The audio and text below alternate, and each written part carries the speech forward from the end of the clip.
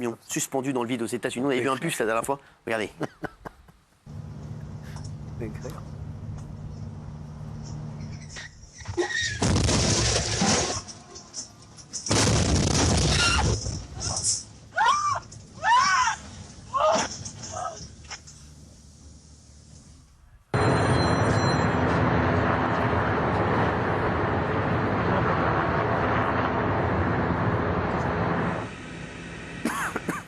C'est ouf, hein.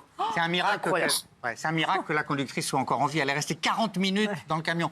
Les pompiers sont arrivés. 40 minutes à attendre là comme ça. 40 minutes à attendre. Et pourtant, les pompiers sont venus vite. Ils avaient tout de suite une échelle, un harnais. On l'a vu sur les images derrière vous pour la secourir. Mais l'avant du camion s'est disloqué. Et c'est un automobiliste qui doublait. Et il n'avait pas la place de doubler. Elle a dû faire une manœuvre pour lui échapper et elle a percuté les piles du pont. C'est à Louisville, dans le Kentucky. Voilà. Et en fait, ça a été enregistré par les caméras embarquées que la police a diffusé parce que ça s'est bien terminé, évidemment. Conduisez sans permis. Le concert de Taylor Swift serait à l'origine de plusieurs clusters de Covid. Hein. Absolument, il y a eu 4 concerts et il y a des milliers de gens qui sont malades aujourd'hui. Alors avec des symptômes plus ou moins forts, mais néanmoins quinte de toux, etc. C'est vraiment un cluster. C'est la deuxième fois que ça lui arrive. Il a été au concert. C'était au concert de Taylor Swift. Il y avait eu ça en France déjà. La dernière fois, c'était aux Fêtes de Bayonne. Et en regardant, du coup, j'ai appris, selon l'OMS, il y a encore aujourd'hui, non pas à cause de ça, mais il y a encore aujourd'hui 10 000 personnes qui meurent chaque jour du Covid dans le monde. Ah ouais. J'ignorais totalement. Donc voilà, ça n'a pas disparu. Alors là, on n'en est pas là. Mais c'est vrai qu'apparemment, il y a un vrai cluster sur ces concerts. Merci.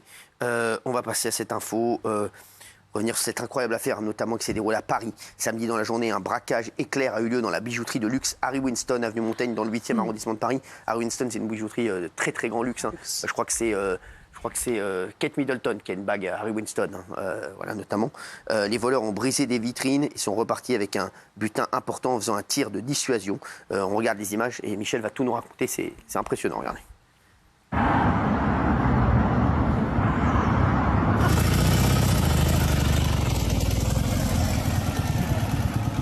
Les gars, braquage en direct. Braquage en direct. La tête de ma mère, braquage en direct, les frères. Braquage en direct. Voilà. Oui. Alors, C'était samedi en fin de matinée. 3 hommes cagoulés et lourdement armés sont rentrés donc, dans cette bijouterie de luxe, Harry Winston. Ils ont tiré un coup de feu en l'air d'un coup de dissuasion. c'est juste à côté des Champs-Élysées. Hein. C'est à 2 pas des Champs-Élysées. Oui. Et ils ont fracassé les vitres au fur et à mesure en emportant tout ce qui avait de la valeur. Et tout a de la valeur Alors, d'ailleurs. il faut savoir que chez Harry Winston, les gars, s'ils ont appris, je vous le dis, une dizaine de bagues, ça peut être un butin de plus de 10 à 20 millions d'euros. Oh, ça. Sachez-le, hein, il y a des bagues à 3,5 millions d'euros, 4 millions d'euros. La bague, voilà, la première bague, elle est à 400, 500 000, voilà. Donc voilà, c'est... voilà, Ça monte très vite. Voilà, donc c'est vrai que le butin doit être important s'ils ont pris Le énormément. butin est très important, c'est plusieurs millions d'euros. Oui. 18, je crois. Moi, j'ai une question hyper bête, mais comment les gars rentrent avec l'espèce de sas c'est ça. qu'il y a devant les bijouteries parisiennes? En fait, ils sont rentrés avec un client. C'est voilà, Parce que le gars, il t'ouvre pas si t'es devant Non. avec un Ah oui, casque non. et une arme, il t'ouvre pas. Normalement non, mais ils ont quelquefois un ouvreur ou une ouvreuse. Quelqu'un qui est complice dans oui, la boutique. qui rentre, ou complice, ou quelqu'un qu'ils ne connaissent pas, à qui ils emboîtent le pas, et puis ils descendent la cagoule vraiment au dernier moment. Mais c'est bizarre, ouais, parce qu'il y a 2 portes. Voilà, donc il y a la première, après vous rentrez dans un sas, en vrai, mine C'est de comme rien. à la banque, en donc, fait. Oui, c'est ça. Donc il faut que déjà la première porte soit refermée pour qu'ils ouvrent le deuxième sas. Ouais. Donc ça me semble Non, quand même... En tout cas, ouais. ce qui est sûr, C'est c'est très qu'ils bizarre. sont- En plus, il y a toujours un garde en bien sûr, permanence oui, à exactement. l'angle tout Oui, le temps. c'est vrai. Et c'est la 3e fois qu'on les cambriole. La dernière fois, c'était par derrière, par la D'accord. rue Clément Marot. Et là, c'est très curieux. Ils sont rentrés par devant. Ils avaient une arme très lourde, hein, tu le sais. Oui, ils avaient Non, des mais c'est armes. vrai que ce qui est fou, je suis d'accord avec Kelly, le truc c'est comment ils sont rentrés, parce que c'est vrai que vous voyez des mecs en casque qui sont dans le sas, ils vont pas rentrer, hein, forcément. Donc même s'ils sont rentrés derrière un client, ça semble quand même curieux, je trouve, parce que c'est vrai que voilà, à un moment, pour qu'ils ouvrent la deuxième porte, il faut qu'ils aient un client seul, à la limite, voilà. Bah oui, Ou alors le client sous la menace de l'arme et ils sont obligés d'ouvrir. Non, à ce peut-être moment-là. que le premier client Non, c'est ça, oui, c'est bizarre, parce que c'est... Non, mais c'est curieux. C'est curieux, oui. Oui, il y a aussi le système en ce moment qui se développe de la moto bélier, c'est-à-dire qu'ils arrivent à moto. Mais là, c'est pas le cas, ouais. Et puis là, non, mais voilà, là, ils arrivent avec des motos, ils font peur, et ils peuvent aussi défoncer les salles de sécurité. Mais là, ils se sont arrêtés, et le personnel a eu le temps de se réfugier dans un bureau. Et ils sont effectivement entrés par l'intérieur, ils ont fracassé 9 vitrines. Voilà, ils ont eu le temps de prendre 9 vitrines. Et le bulletin, effectivement, il monte d'heure en heure. On était à 6 à 10 aujourd'hui. Là, maintenant, on est entre 15 et 20. Voilà, ça monte considérablement. Et la bijouterie dit que chaque pièce étant unique, C'est ça. avec des sertissages de diamants, un nombre de carats qui à chaque fois est à préciser, ça met du temps pour être estimé précisément. Mais pour poursuivre, on a affaire vraiment à des braqueurs chevronnés et déterminés, parce que quand ils s'arrachent de la bijouterie après avoir commis ce vol à main armée, ils sont pris en chasse par une patrouille de police. Et là, ils sont les armes apparentes sur les scooters, c'est des gros scooters, hein, des 500 ou des 600, et ils braquent les flics. Ils braquent les flics qui s'arrêtent. Ils laissent tomber l'affaire parce qu'ils n'ont pas envie d'avoir une histoire de fourgon bis. Donc, et je pense qu'ils ont eu raison parce qu'ils auraient tiré. Il a raison. Ça, c'est incroyable. Ouais. Ah, il a raison. Bah ouais. C'est incroyable. Ah ouais, c'est fou. Vous pensez qu'ils auraient tiré? Ah bah, j'en sais rien, je suis pas dans leur tête, mais en tout cas, quand on braque une voiture de police, je pense que ça s'engage pas bien, quoi. Ce sont des pièces uniques, mais ils vont être obligés de les dépecer chacune, enlever un diamant, un rubis, un machin. Ça, ils ont les filons pour ça. Parce que les pièces sont très connues. Ça, comment on revend tout ça? Il y en a qui ont dit que justement, l'ancien braquage qui avait eu lieu, ils avaient chopé finalement un des braqueurs qui avait fait de la prison et maintenant qu'il était sorti, et que ceux qui ont fait ce braquage samedi dernier donc, avaient l'air très très au courant et que potentiellement ça pouvait très bien être ce braqueur à nouveau. Moi j'ai entendu ça. Je n'en pense rien. Ça demande quand même une grande connaissance de cette Il y avait eu déjà un braquage en 2007 et en 2008. Oui. Il y avait eu pour un préjudice de 79 millions d'euros. Mais le braqueur est sorti de 900 prison. bijoux. Il avait pris 15 ans. 79 millions Oui, d'euros. mais enfin, on peut difficilement, à ce stade de l'enquête, l'enquête de la BRB démarre. Oui, mais bon, on va je ne dirai pas publiquement Non, qu'ils bien sûr, soupçonnent un tel ou un tel. On va maintenant parler de deux joueurs de l'OM, Faris Moumbagna et Jean Onana, qui ont été victimes d'une violente tentative de carjacking. Est-ce que vous pouvez nous raconter ça? Parce que ça aussi, c'était à Marseille. Je vous dis, 21h, vous dites, c'est fou ce qui se passe. Hein. Alors, 4h du matin, là, ce coup-ci. Oui. 4h du matin, Jean Onana et Faris Moumbagna sortent du centre d'entraînement. Ils revenaient du Havre, où ils avaient disputé un match. Et là, ils rentraient chez eux, donc probablement avec de jolis véhicules. Les joueurs de football ont de belles voitures. Et ils étaient sortis par une sortie annexe, pas par la sortie principale du centre d'entraînement. Et ils sont tombés sur des hommes armés qui les ont braqués. Ils se suivaient, ils étaient l'un derrière l'autre, quasiment à l'arrêt. Et les agresseurs ont ouvert le feu à plusieurs reprises, et plusieurs coups de feu tirés. On retrouve d'ailleurs des balles dans les portières et dans le coffre d'un des véhicules. Et ils ont eu le bon réflexe et de la chance aussi, parce qu'ils n'ont pas été blessés, de s'arracher. Enfin, ils ont accéléré à fond et ils se sont sauvés. Donc c'est une tentative de carjacking qui a échoué. Et il y avait un troisième joueur qui était derrière, un défenseur, c'est Bamo Meïté. Oui. Qui lui n'a pas été embêté en tout cas par Alors, ils sont repérés à chaque fois, hein, c'est déjà survenu souvent à Marseille ou dans d'autres clubs, c'est-à-dire que les braqueurs savent précisément à quelle heure les joueurs reviennent. Là, c'était le déplacement du Havre dans la nuit. Ils savent quand l'avion atterrit, ils sont suivis et puis inéluctablement, à un moment, on les ramène au centre d'entraînement de la commanderie et il faut qu'ils trouvent une route pour rentrer chez eux. Les routes sont étroites autour du centre d'entraînement de Marseille et donc ils sont suivis. Et là, ils ont vraiment eu de la chance parce que les gens étaient ultra déterminés.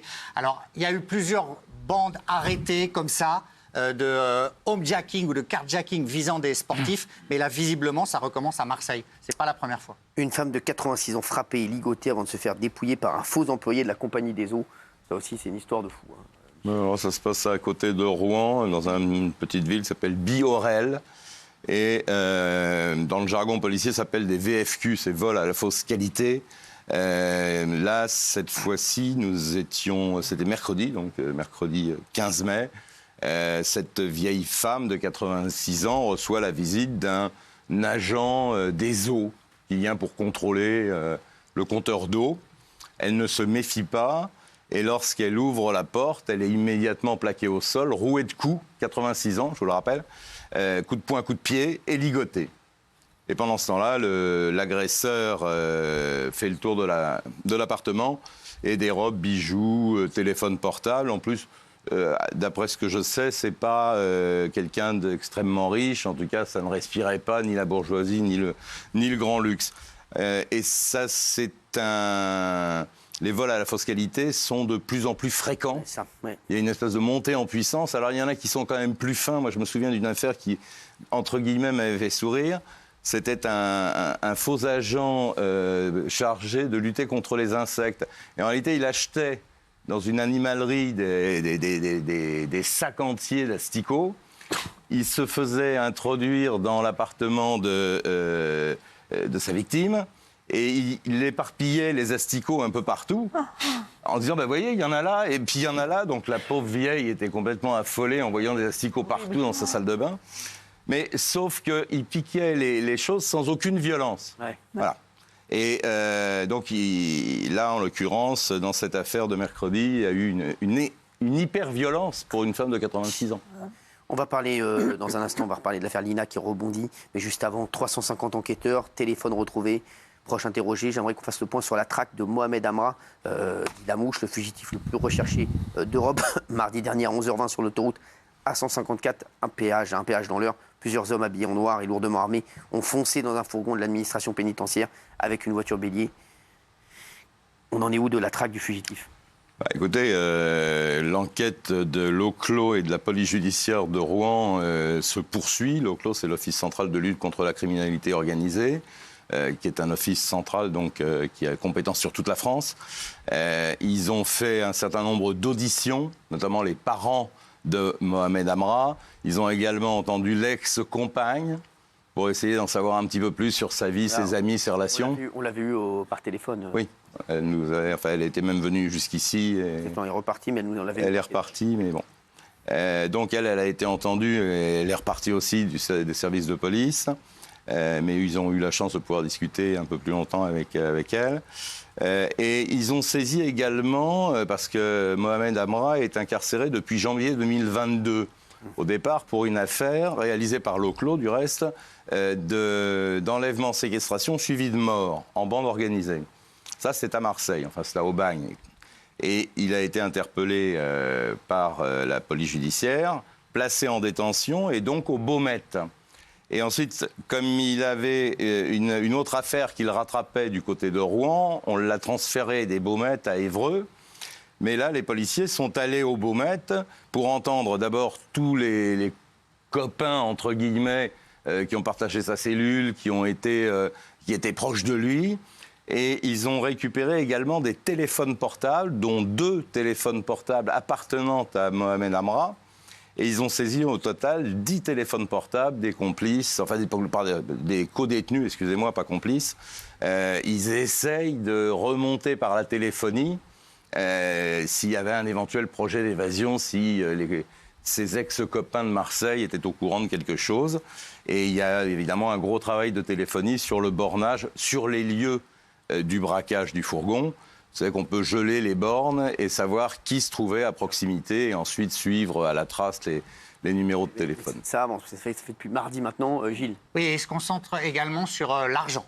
Parce que qu'il ait commandité lui-même son évasion ou qu'il ait été enlevé, on ne sait pas. Mais s'il a commandité lui-même, il faut payer. Il faut payer les complices, il faut payer la cavale. Ça coûte très cher. Surtout que maintenant, comme on sait qu'il est le plus recherché, quand on lui demandait 10 000 pour l'aider, on va lui demander 100 000, donc c'est exponentiel. Et donc les enquêteurs tentent de savoir d'où vient cet argent. Est-ce que c'est quelqu'un qui avait un tas d'or quelque part, des réserves? Est-ce que l'argent est disponible? Est-ce que des proches peuvent lui apporter de l'argent, faire des virements? Voilà, il y a un gros aspect autour du financement de cette évasion et de cette cavale. L'autre hypothèse, si je peux intervenir, l'autre hypothèse, c'est qu'on l'a sorti parce qu'on en avait besoin. Et à ce moment-là, on est quand même sur des très très gros narcotrafiquants qui pèsent des millions d'euros. Donc je ne pense pas que l'argent soit... Ça intéresse les policiers, ça c'est sûr. Mais je ne pense pas que l'argent soit un problème pour eux. On est sur du trafic international de stupéfiants. Et je pense une fois de plus qu'il a été sous-évalué en termes de dangerosité et d'importance dans le milieu. s'arrête. Il y On va aura un parler hommage maintenant national tiré en l'honneur des 2 agents. Bien sûr, merci. Mercredi. On va parler de Nina maintenant, qui a disparu depuis le 23 septembre dernier dans l'est de la France et depuis